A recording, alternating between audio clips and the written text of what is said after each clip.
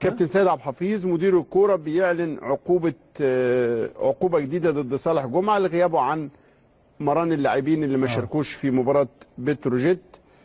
غاب صالح بدون اذن.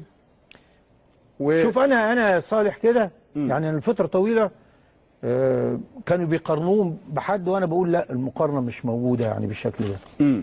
لكن السلوك ده هو بيزهق النادي الاهلي. هو عارف بيعمل ايه.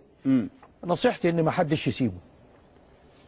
ما حدش يسيبه. لا طبعا. هو عايز يتساب. ما فيش واحد عدو نفسه بالطريقه دي يا ابراهيم. ما فيش واحد يبقى في منتخب مصر وعارف ان في كاس عالم ويتصرف بالطريقه دي. ده مش عايز ينتظم عشان يلعب. ده يكاد يكون كل مره يقول لهم وقفوني. يعني لما تطلع من معسكر الفرقه بعد المباراه وتبقى مهتم والنتيجه حتى مش ايجابيه، ان انت رايح تحضر حفله لعمرو دياب. يعني لاعب حر في طب وما جاش في ميعاده برضه. ما هو زي ايه؟ دلوقتي خليها يعني لا، ده واحد بيقول لك مشيني، واحد بيقول لك ارمي طوبتي. في دماغه حاجه. ايوه. في حد بيقوده في سيناريو من الاخر كده. ايوه. السلام عليكم.